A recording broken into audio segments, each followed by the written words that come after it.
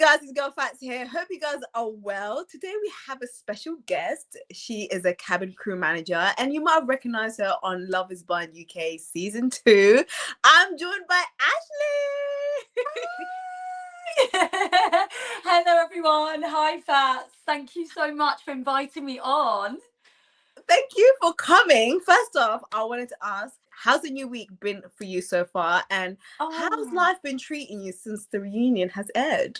This week has been great. I was in Norfolk last week and sort of into the beginning of this week. I had some annual leave, so I took myself, the dog, and I went with Mum actually, which was lovely, to Norfolk, which I hadn't visited before. So we just went to some stunning beaches. We saw seals. We were out with nature. I mean, the storm was there. It wasn't great weather, I'm not going to lie.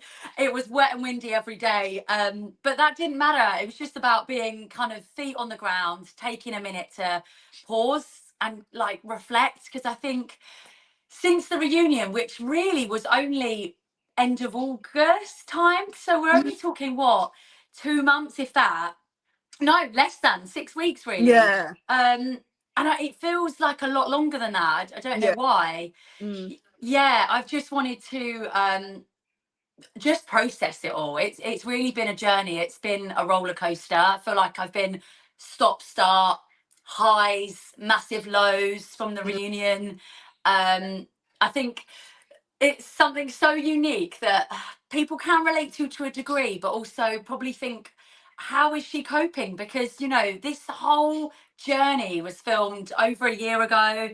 Then it's all silent, nothing spoken about. We're signed and locked up for NDAs, and then it all comes out, and then you film the reunion, and then you think you've got this closure on the relationship and the experience, but actually you reopen the wound by doing that reunion, and then I've just kind of had to rebuild myself and find that inner strength and resilience again since it all has been aired, which I wasn't really expecting, if I'm being really honest. Before we get into Love is Blind, we got to talk about your career for a second, you know. Yeah. I'm gonna be completely honest. When I was young, I wanted to work as a cabin crew. I still think it's such a cool job. Like, I thought it was fascinating, like the uniform and traveling around the world. But I gotta ask, what made you get into that field, and was traveling something that you've always wanted to do? Such a great question, and thank you for asking about my career facts, because a lot of it's been focused on love, so it's so nice for you to like understand who Ashleigh is. I'm gonna be honest, like as a kid I was really into flying. Like, put me on a short haul airline and I'd know the safety demo off by heart. Like, I'd just be able to reel it off and do it, and wanted to get up there. And although I was very shy as a kid, would you believe it? Oh, okay. I really was shy. Yeah, I had like no friends at nursery. I was very quiet. I know it sounds like absolutely obscure, but seriously, I didn't have a voice when I was little. I just didn't know who I was then. And then life kind of took a turn when I joined the army cadets and kind of found my strength and purpose, and yeah, just confidence and self-belief. But then I kind of turned 17, 18. I was working in retail at the time, and I was also studying theatre, and was trying to find out what I wanted to do in life. And my dad had always said, oh, you'll be cabin crew one day. And I thought, well, I know the demo maybe, but I didn't really kind of vouch for a particular airline at that age. And then I was working in retail, and someone came into the store and was like, I need this leather jacket, can you help me? And of course I helped him find this item of clothing, which we didn't have actually. And at the end of the transaction, he bought something else. He was like, here's my card, I want you to come and work for me. And I was like, what do you do? And he was like, I'm a flight attendant. And I was like, no way. So I was like, that is a dream of mine. And he was like, your customer service is exactly what we want on board. So, you know, give it a go. And I was like, I'm only 17. I don't know if I'm old enough, strong enough, wise enough, got any experience to do it. And he was like, you just need to be good with people. And that's always been my strength, is people. And I've always got a passion for that. So I applied, and then, yeah, started working for a long haul airline. I'm in my second long haul airline, and I've been doing it for 12 years. And of course, the traveling is so great, Fats. Like, you know, what, you'll wake up in London and you'll be in Barbados in 12 hours. Like, it's epic. Yeah. But also, it's just so much more than travel. I just feel like it's the connections that you make with people at 38,000 feet, you can really make someone's day. And it's just small moments of like joy that you can find in travel. And I just love that. Actually, I'm really grateful for that guy that gave me the contact. We're still in touch, and that was 12 years ago. God. So that's pretty magical, isn't it? Yeah, and I just think it goes to show that you don't need to have all the qualifications or be the most intelligent person or have every box ticked to do a job. Like, as long as you've got passion and someone sees something in you and you give your time to something, yeah, anything's possible. And you were only 17 as well. I know, when you think of it like that, I mean, I don't I don't often think back when I was 17, but I was only 17. And I remember being at the interview and them saying to me, we don't usually take people on this young. And I was like, Oh, oh, I know. And I was like, but and I came with all the answers and I yeah. came with all the passion, and, I'd done all the research on that airline, and I, threw out the facts. And then, so I guess it was, yeah, a huge accomplishment at that age to achieve, like, and work for a prestigious airline. And yeah, how it happened was pretty special. To anyone that's thinking about Yeah. working as a cabin crew, would you say it's a long process, or you got to have the right personality and the right mindset, basically? Yeah, that's it, Fats. Like, it's all about mindset and being in love with people. I know that sounds really cheesy, but at 38,000 feet, you haven't got the ability to run away from situations. So we really want people that have got that inner resilience to be able to problem solve without, don't get me wrong, we're one team up there and you've got your colleagues to support you. But really, we want people to have that just initiative to be able to, like, wow people and to make them come back to that airline and have an amazing day. They pay so much money to be on board an aircraft, no matter what airline you fly with. It even short haul now, it costs a lot. So Yeah. actually, like, I always say, like, treat these customers as if they are your mothers, lovers, brothers, because you just don't know who you are going to meet that day, and how actually being kind and just saying, I hope you have a lovely meal, or, giving some advice on that destination you're going to, what that can do for somebody. So it's all about the people. And then obviously you get to that destination and you can go and have a lovely rum punch, and you can go and see Niagara Falls, or you can go to Las Vegas and have a great time. There's that side of it as well. So yeah, it's a hard job, Fats. Like, I wouldn't say it's as glamorous as it used to be. Okay. Since COVID, the trip patterns are shorter. We Mm. fly to a destination, have 24 hours and come straight back. And that rest period is quite hard. You're adapting to, like, 5 hour difference going to the States, and then you have got to work a night flight home. So if you're not a night owl, it's probably not for you, because you've got to stay happy and chirpy at Yeah. 3 a.m. when you might have a big delay, you might have upset customers, you might not have their first choice of food, and you're the face. So you've got to be able to, like, deal with that. But we train a lot of this as well, right? So I think if you're the person that's, like, interested in that and may not think they're quite ready, go for it, because we give you amazing 6 weeks training to be able to deal with situations. So yeah, maybe you can join Fats. Maybe I'll sign you up after the pod. Listen, I might as well at this point. Do you feel like at the time, even though you were so young, do you feel like having that experience working as a realtor assistant, working in sales, kind of helped you to work in as a cabin crew? Because obviously you're working with people, you're dealing with situations. Do you feel like that Yeah. it helped a little bit as well? Yeah. Like, no matter what experience you've got, whether you're working in a restaurant, in McDonald's, in a coffee shop, in a 5-star Michelin star hotel Yeah. restaurant, your scope it can be huge. And I think customer service is customer service. And when you're paying for a service, there is a level that you expect. And I think you can be a fantastic cleaner and give the most amazing customer service that someone could give in a 5-star hotel. Like, I just think all of the skills you learn in whatever customer facing role you're in are transferable to work in an airline. So doesn't matter if you're feeling like you don't have to work in an airline to fly in that airline. You can literally come from just dealing with people, and that's hard, right? Like, I'm Mm, not saying it's easy, so we value any experience that you have on the ground. We want to hear it and see it in the air. So yeah, definitely. I love that. So what's your dream destination that you haven't been yet? That I haven't been. Oh, that's a good one. Oh, Because you've been all over. So I've been all over. Yeah, I mean, there's yeah. so much more of India I want to see, but I have been Mm. to India, so that's cheating. I can't use that one. I have to explore, yeah, more Asia, more that side of the world. We do a lot of the Mm. States.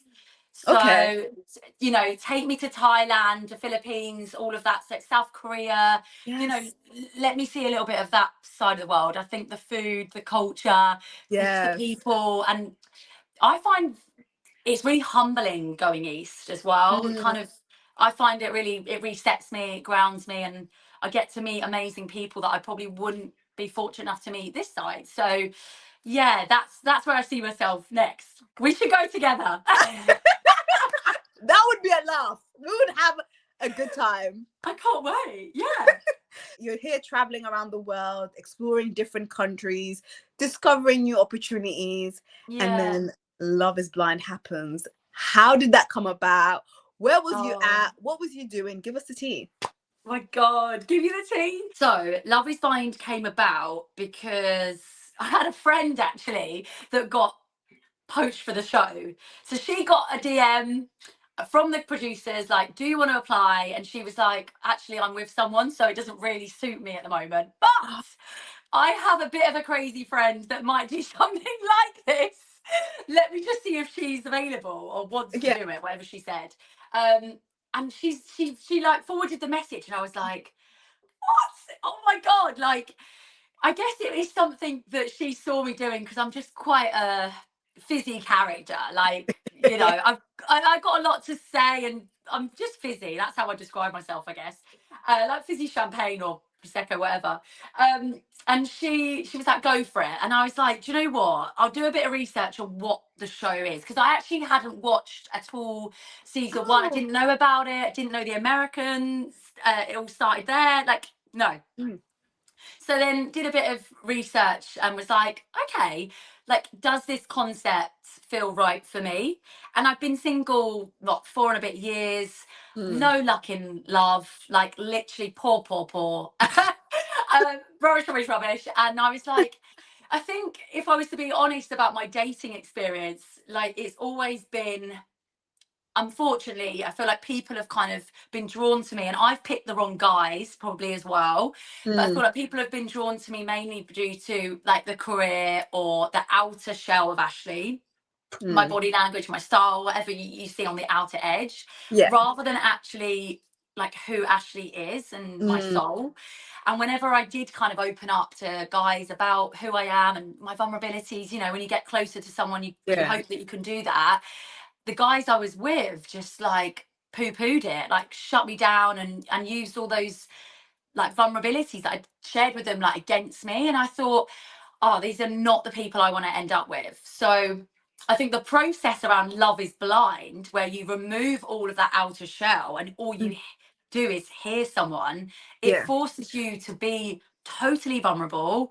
All you've got to think about is love, which is crazy because you don't have your phone going off with emails and Instagrams and Yeah. Facebooks and all the social media buzz that we've got like 24/7. You've got no phone, it's taken off you. So no family or friends to call going on the date went really well or went really bad. So I was just like, I'm going to do this for myself now. Like, I deserve to find love, and I'm going to do it in this kind of weird way, but actually it really could work and I believe in it. So that's how I ended up in the show. Like, but I didn't think I'd get on. Like, honestly, I know you spoke to Barger and Yolanda and the process that you go through to even get on it. I remember I actually did a headstand in one of my interviews. I don't know what.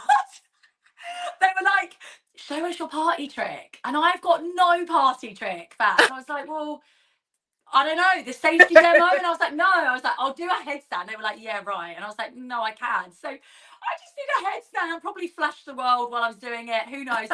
And then I thought, oh God, if that doesn't get me, like that probably sent them off. Like they probably thought I was absolutely wild. And then you go and get invited in and chat to them, and they take your ring size, and then you're like, whoa, this is kind of real. Yeah. And it's not until like honestly days or literally a week before that you're like, you're chosen, and that's it. So it was all quite last minute, and here I am now talking about it.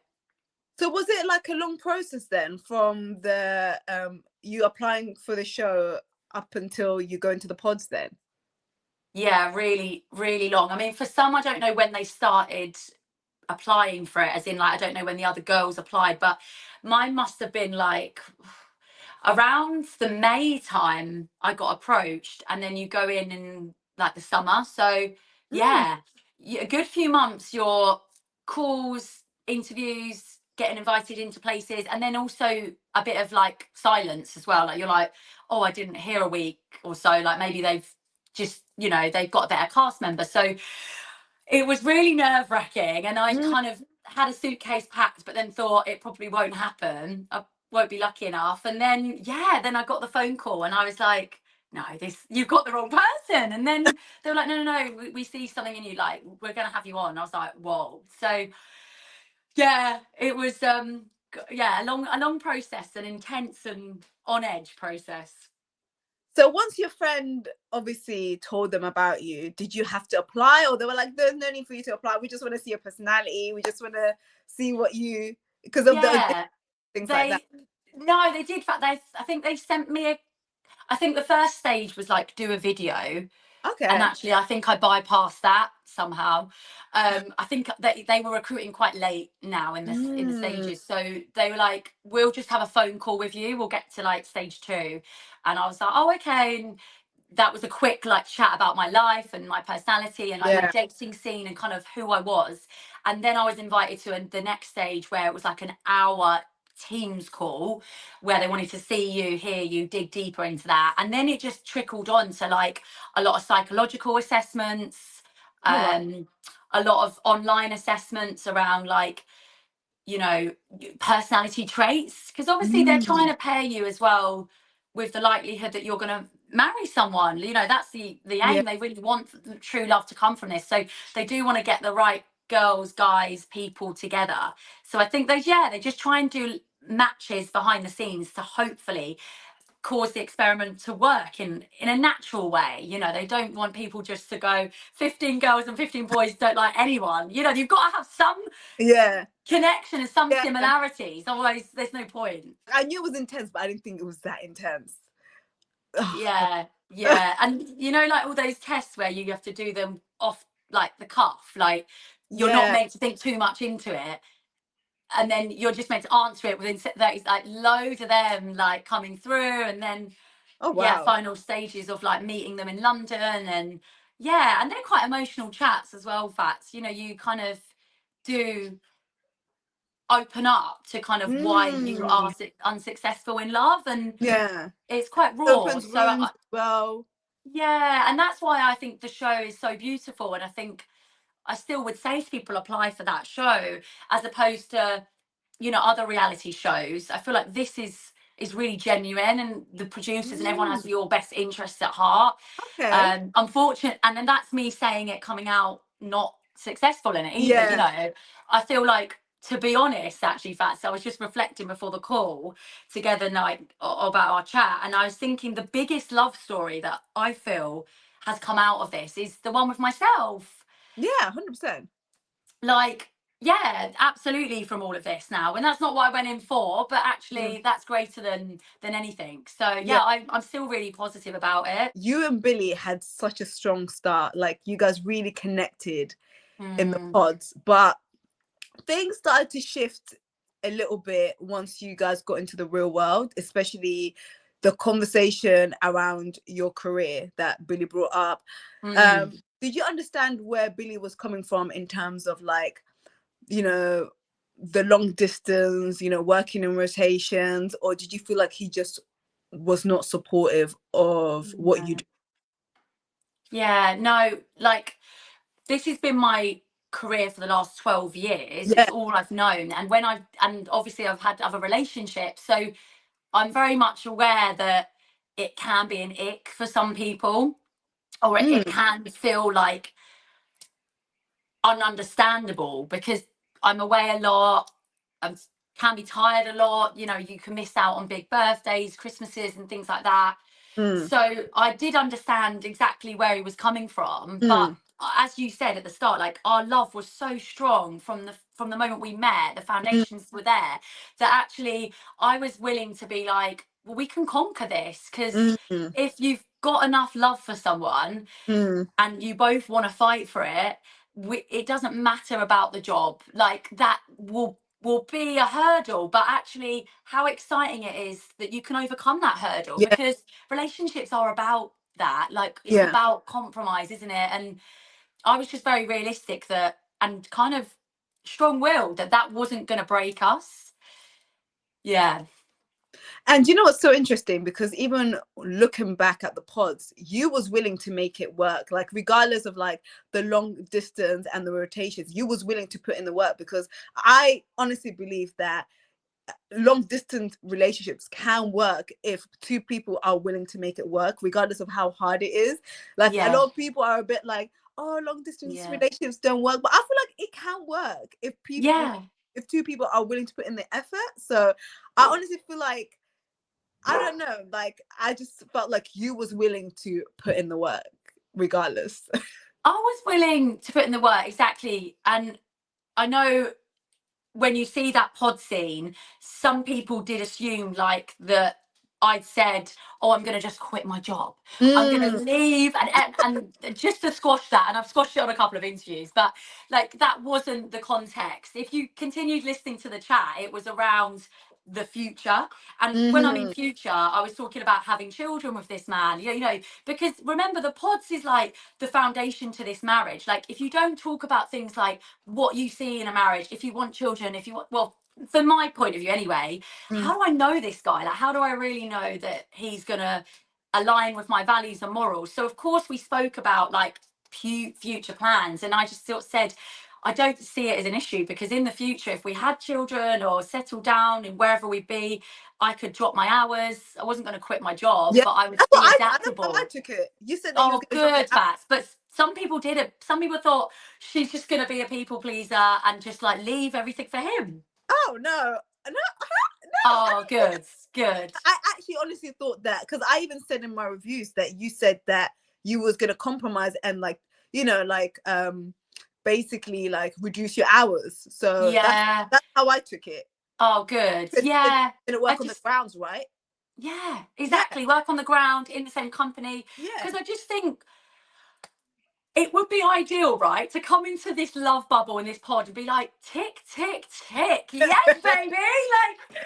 Like, that wasn't realistic. Like, so I knew there would be hurdles. And, the fact that my job come up, it was quite frustrating, if I'm honest, because I was like, again? Like, yeah. it's been a problem in the past. And this guy, Billy, that I'm talking to, the fact that he dated crew before and it was a bit of a hurdle for him, I thought, well, I'll explore these opportunities. I'll have that dialogue, and then it's up to him if he wants to kind of take that plunge with me. And then obviously proposing to me, he did. And then the fact that it came up later again was really hurtful. And that's when I was like, oh my God, this is where I feel flat. And then later on, finding out that he told his dad that he didn't want to be with someone that worked as a cabin crew, did that stink a little bit? And did you think to yourself, oh, this isn't about my career now, this Yeah. that doesn't support my lifestyle? That stunk a lot. Yeah. But yeah, when his dad met us, and it was literally as like startling as it was shown. Like, he was at the table and he leant in and was like, is this real? Do you love him? And he's always said he didn't want to be with cabin crew, and I was like, oh my God, it was quite alarming. Mm. Bearing in mind, right, we're at the apartment stage. Yeah. So, this is where we're really close to the wedding day. Yeah. And this is where, Fats, I was like, there has to be more to this than the job. Like Mm. that can't just be repetitive about that. And to this day, I still don't really understand why he exited out of it. And I mean, we might talk about it later, but closure and things, I haven't been able to get that closure from him, and that's absolutely fine. Initially, I wanted it from him, but he hasn't been able to really explain why this didn't work, why he didn't truly want it.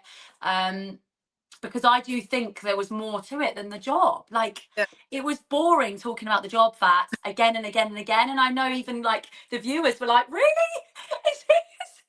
We're on the rocks in Ireland and we're still Yeah. talking about the job. Like, It's just really interesting because, I mean, for some people that haven't been with someone that worked as a cabin crew, it's like, okay, like I understand, like first time hearing someone works as a cabin crew, how do you balance a relationship or a marriage while some, like, you know, it's long yeah. distance? Like, did you think to yourself, like, did you question yourself at some point, like, could this possibly work realistically? Because he kept Mm, bringing it up. Do you know? mm. Did it make you think maybe he is right? Like maybe this is a bit unrealistic, or did you think no, I can make this work? I, we were, the good thing about Billy and I was that any uneasiness or feelings that we had of like this doesn't feel right, we talked about it, so we were really communicative, and constantly if there was something wrong we would speak. Obviously the way you guys see it was that the job came up a lot. The Yeah. job didn't come up a lot as much as you were shown it. Okay. Okay, so it wasn't as high pressured as you probably perceived Mm, it.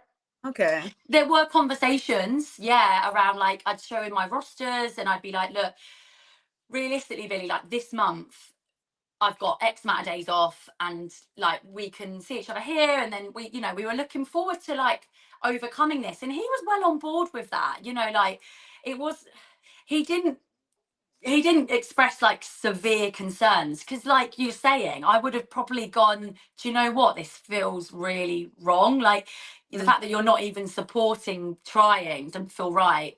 I mm, guess he did reassure me around all of that, although it looked like it was a big thing. It was less of a big thing between us, and yeah. he did have a lot of love for me, and Yeah. that's what was there, Yeah. Fats. And although, you know, we had these concerns, when I looked in his eyes and he looked in mine, like that was real. So I was Yeah. like, do you know what, maybe we just have to give it a go. Like, marriage is a risk anyway. Obviously the experiment being the shortness of it is a risk. And on reflection, I think we did need more time before we Mm, to iron these things out, yeah. before getting married. But you know what, like, no regrets. I embraced it and fell in love with the man and loved him and married him for love. So I can come out of it and be like, yeah, I'm proud of myself. And it's just a shame really that it didn't pan out. I was actually really rooting for you guys. Like, Really? yes, I was rooting for you guys. Like, Oh, you guys were I one of the couples were like, yes, and then, uh, yeah, because there was a lot of common ground there, yes, and again 100%. a lot of, yeah, a lot of conversations you didn't see because we were the first to get engaged. Mm, yeah, Which, you know, we weren't really in real life. Like, that was just how the show put it out. We had so much chat about family values and yes, starting our own cadets up. We were like, we're gonna have a little squadron going on, and I saw myself adapting in his life, and he was willing to meet my family. Like, he was really on it as well. Like, I can't say mm, that he wasn't, because I wouldn't have gone for it if it wasn't yeah, reciprocated.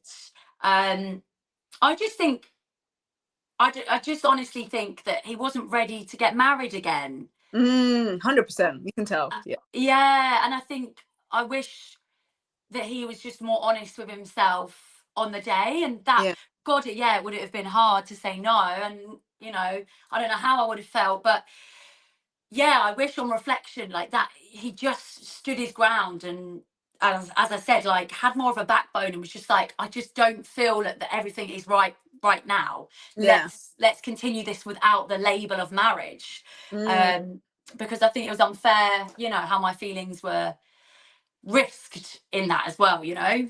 Yeah, 100%, 100%. Now we're gonna talk about the food shop moment, okay? Because that sparked up a whole lot of conversation, right? Yeah. And watching it back, do you feel like it came from a place of, you know, temptation? You know, he didn't want to mess up his discipline, you know, when it comes to like unhealthy food, you know? Or do you feel like perhaps it kind of came across a bit controlling, you know, telling you that you know, we don't need to get this or we don't need to get that? What do you make of that situation looking back? Looking back, it was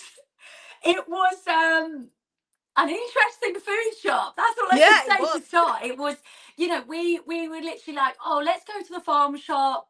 Let's have our first food shop. How exciting! Like, thought it'd be really easy, done and dusted, as couples, you know. Yeah, Hopefully, it's all smooth as couples do.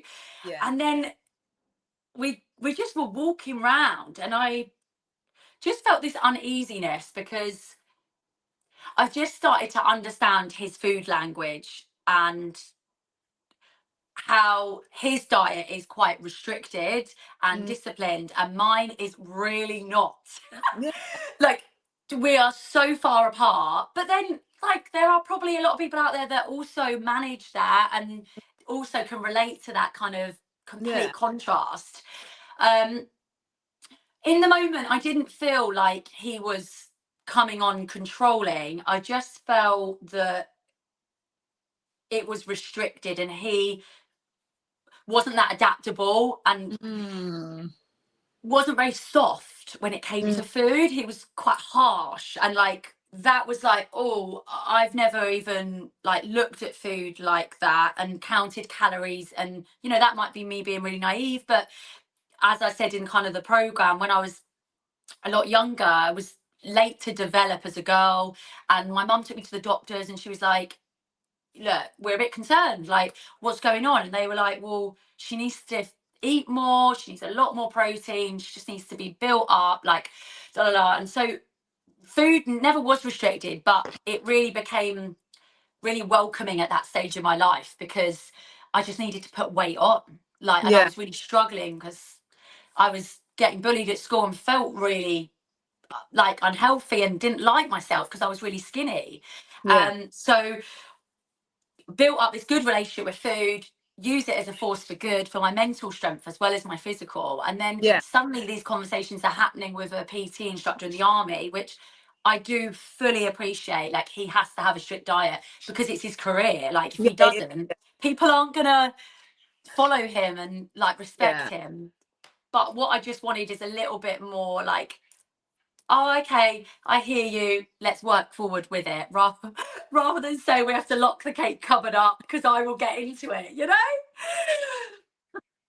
yeah. That moment right there, I thought it was just a clash of just the food language. You know, you feel like you should be able to eat a cake and be free with it, and he's like, yeah, I don't know if I can deal with that. I don't think I can do it. Yeah. I think that's what it was, but I feel like it got a bit like dramatized a little Yeah. bit, like with the show. I was just like, guys, it's not that serious. No.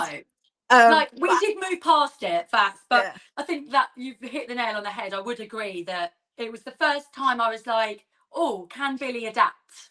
Like, on the, like, right yeah, now, like, can this be adjusted, or is this completely like yeah, routined? Ashleigh, this isn't going to work. And actually, he did listen to me on that following episode, and he was like, no, like, I'm up for giving this a go. And it actually didn't become a problem in the longevity of oh, it. okay, No, okay, it yeah, didn't. I mean, because don't get me wrong, we didn't have much time to put it into practice. because you guys ended up getting married, so Exactly. If that was going to be that big of an issue, we can't eat together. Like, what is yeah. this marriage? So obviously, fast forward, the reunion. First of all, can I Yeah. just say I love the fact that, you know, you was very vocal in the reunion and you didn't hold back, and I admire that so much because you can tell that you had a lot to say and you wanted to get things off your chest. Um, Now, one of the things that you mentioned in the reunion, you felt like the breakup with Billy Mm. felt a bit calculated because it was like around the same time that Cal broke up with Sarova, right after the Mm. Do you still feel that way, or do you feel like your feelings have shifted ever since? I still feel that they both spoke to each other. They both admitted that. And I don't feel like it was like, oh, I'm going to dump Ashleigh. Oh, so I'm going to dump Sarova. I don't think it was that type of conversation. I do still feel that there was an element of influence in that conversation from either party. I don't know, where were they confided in each other? They were best mates, and my feeling is that they confided and were honest and were like, kind of, I'm not feeling great. Explored and probably talked about the possibility of it not working much longer. So I feel like there was an element of influence in that conversation to kind of proceed with maybe let's, not taking it much further. And the fact, just because it was odd facts that it happened within days of each other, the conversations happened, and then Billy and I, it was a fully closed chapter 2 weeks later. So it was very close together. I just think there was an element of influence. Yeah. Do you feel like perhaps he should have had a little bit of sympathy on like the timing of it? Because first of all, it was right after Christmas, right after New Year's. Like you couldn't wait till the middle of January or end of January. Like, why did it have to be right after New Year's? I was like, that's wild.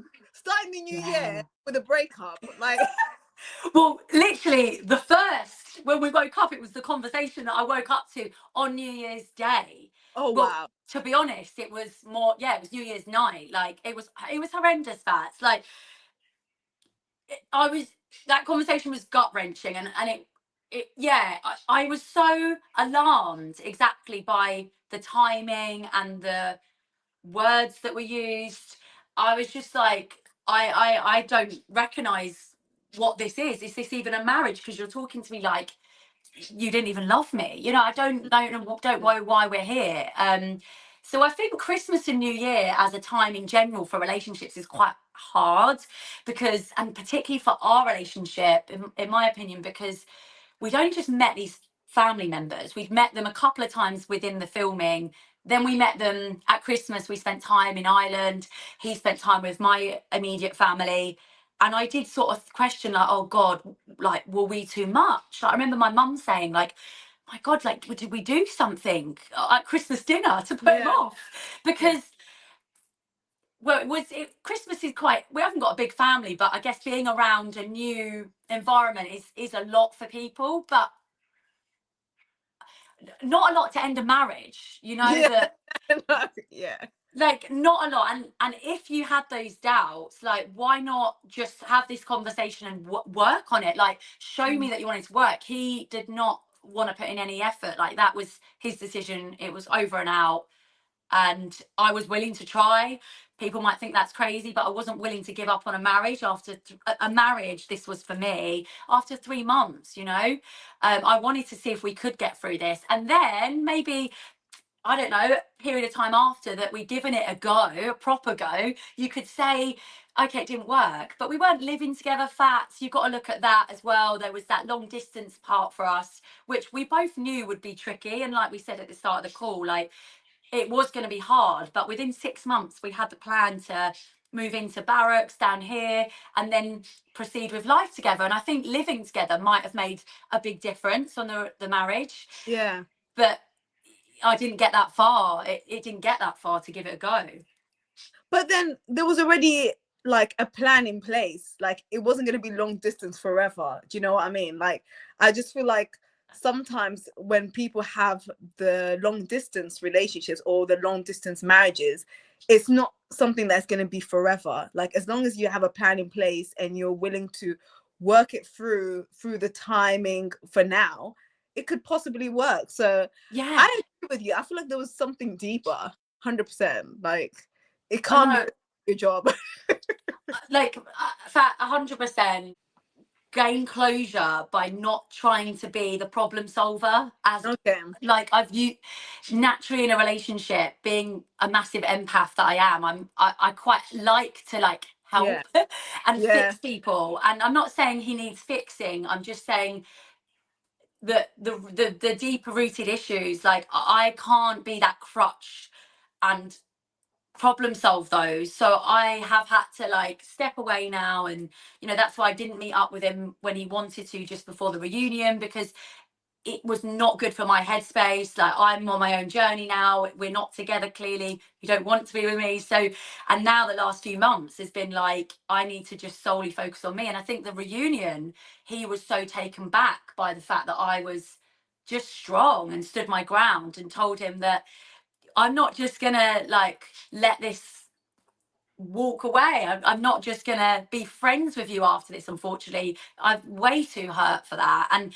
I wish you never married me having these doubts or these deep rooted issues, which I wish you just were in touch with more before you said yes. Time has passed. Do you still stand by what you said in the reunion? Is there anything more that you wanted to say to Billy at the reunion? Or I think I said a lot, Fats. I don't think he expected it as well. You can tell, like, he was just like, he wasn't prepared. No, but that seems really surreal to me, Fats, because he ended it in the January. The reunion's not filmed to the summer. So what do you expect me to be like at the reunion? Like, I was in my own head with it. Like, obviously I'd processed it, but then you're put on a stage with other couples, with other dynamics, good and bad dynamics, a lot of influencers, a lot of people you didn't know kind of heckling in the audience, and you've got Matt and Emma asking you these questions, and it was a really intense environment, and I didn't know how I was going to be, and I prepared so mentally for this. That's like so much psych help, so much self like development and love help to just be able to be strong through it, because I didn't want to break. And you know, this guy I did love, you know, so it was always going to be raw. I didn't know how explosive it was going to get, but I did know it would be really emotional up there. And I think I said everything I said. Yeah, I'd hoped it had been a bit more amicable, but I think both the guys were kind of deflecting and throwing out kind of statements without real context, and they weren't really listening. I didn't feel like I was really heard, that I wasn't going to get the closure I kind of hoped for. So that's kind of why it went the way it did. Have you guys been in touch since the reunion? Was there any communication in terms of the divorce? Yeah, so the irony of that is, yeah, last week was a year since I got married. Okay. And legally, you have to wait a year till you can get divorced. Yeah. So I have started that process, literally imminently now. So like talking to you today, I've been chatting to solicitors, and we have spoken because I need to know that he's in line with like what's going to happen now. He's obviously been divorced before, so he is fairly familiar with this, but for me it's like really grown up, super alienated, and super like lonely as well. Like that's I didn't expect to be going through a divorce within a year of getting married at 31. However, this week I found like there's a bit of power in the fact that I'm actually proceeding with this, and that this will be another element of closure for me. And actually, like, yeah, I found some kind of strength in that divorce part.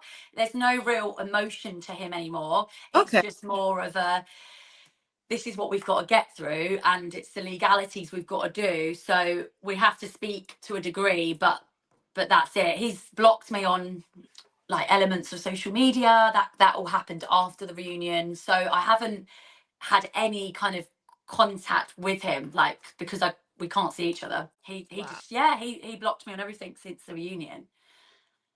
Oh, he definitely was feeling a type of way of what you said. I mean, Yeah, it hasn't been an easy time for us actually since the reunion. I wish I could say it has, but there's Mm, been elements of getting back to normality, which has been great, and the love and support I've got, it's been amazing, and I feel like I want to use my platform as like a gift of light to others that can kind of relate in some crazy way to this yeah, story. And the fact that I am very normal, like I am a very ordinary, genuine human being with a heart that, yeah, did get broken, and I took a risk, and I stand by it still. But the resilience I've developed now coming out the other side is something like I'm really proud of and want to help others with. I love that. Now that you have experienced um something like Love is Blind, like you've experienced something as intense like Love is Blind, do you feel like your list on what you require in a man has grown or it has simplified? Oh, I think that's a really good question. I think it's simplified. I Okay. think I've refined and polished what I need and want in a man. Okay. So rather than like having the long list that I probably have had in the past, like tick, tick, tick, the experiment like removed a lot of that. And like, I'm not expecting the perfect man to walk into my life. I'm not the perfect woman. So I feel like my list has become like refined and more, I've prioritized better what I need from the experiment. Mm, That's taught me that. Yeah. interesting. Because I would have thought Yeah. grown a little bit, but you know what? The fact that you said it's simplified, I love that. Yeah, I would have thought I was going to say grown, but when I really think hard about this, that's like, I think the fundamentals for me in a relationship are so much more important than all the niceties that I probably Mm, had on my list. And I think having been married and committed to a man, despite, some people might say, well, it was only 3 months. Yeah, but it was still a commitment that I made. It was a real yeah. marriage that I Yeah. wanted till I die. So the requirements in that, like, I'm going to take forward are quite simple. And Yeah. I think as soon as you kind of get to know someone, you kind of get to those deep rooted raw bits straight away. I think it will be quite easy to be like, I'm not sure this is going anywhere for me now. Or actually, you do tick the foundations that I want. Let's move forward. So hopefully, it makes dating easier. I can't say I've got any juicy dating stories for you, Fats. Well, I I tried to have ask actually. I wanted to ask you, have you been going on have you been dating since the show? dates with you right now on a Tuesday night. No, I've literally no dating, and I haven't felt ready really. To be Yeah. honest, which is a shame because it's taken so long, a massive chunk of my life, if you like, to heal from Yeah. this. Oh, That I guess understandably it would, because yeah. I've not been able to talk about it for a year now. I can, but I'm definitely ready to dip my toe into dating now. Ooh, Yeah. okay. Now, are the DMs popping? Has anyone reached out to you that you didn't expect? Like, give us a tea. Oh, guys, for like the old woodwork come back. I'm like, oh my god, what? We ain't going back. No. Exactly. No, that's been laughable, funny, whatever. Um, I feel like Americans are really forward and lovely with their kind of like love Yeah. languages. I think they're quite passionate, aren't they? And they're Yeah. confident. And so, yeah, I've had a few like someone American slipped into my DMs, and I thought, you know what, that's really sweet of you. Like, I love that. That's cool. But nothing's gone further than that. I haven't actually felt ready yet to really give it a go. So, but now moving forward, who knows? So looking back, what's one thing that you're proud of in terms of how you handled yourself on the show? One thing I'm proud of. Um, I'm I'm proud of staying authentic Mm, to me, especially in times where the love wasn't, or the communication wasn't reciprocated, and I still opened my heart.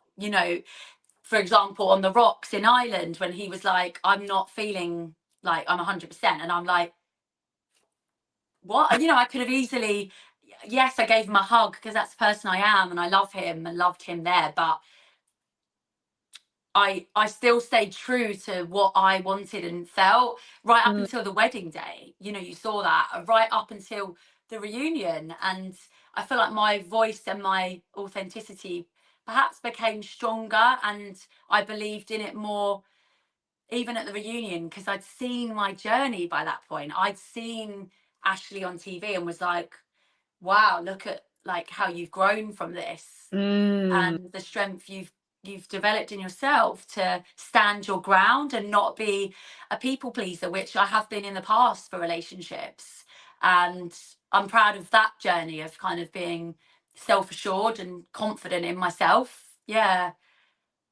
Do you know what? I will say that in the reunion, you definitely could see a huge difference in you. Like, Really.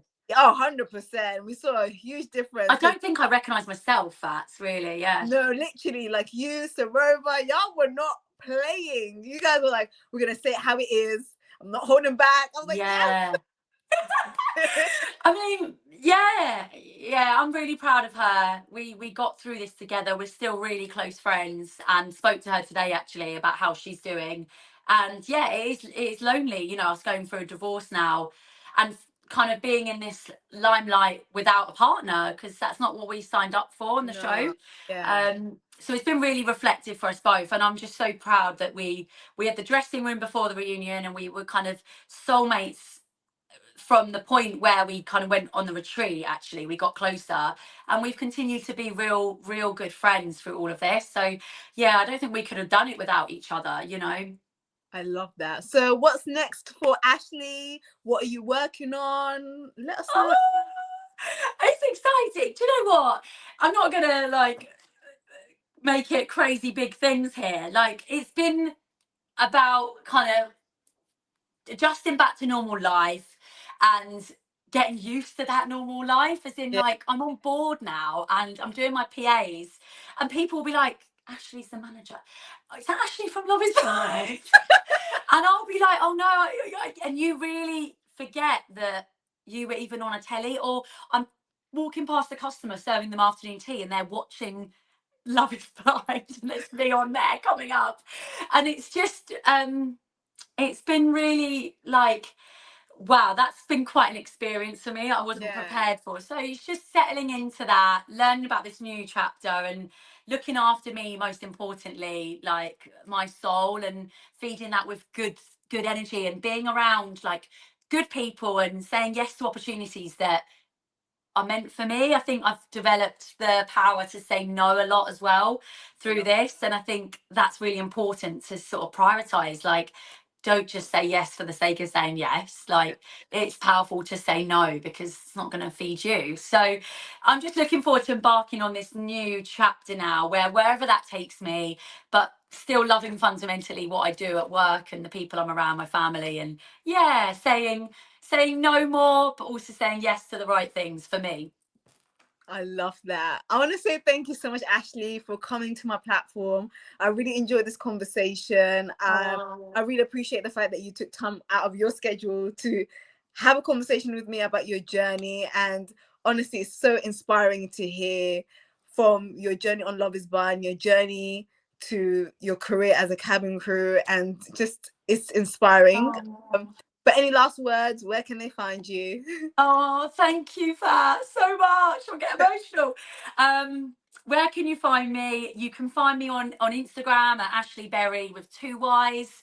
I have got a TikTok platform, but I'm really not TikTok guru. So find me, but I'm PG amateur on there.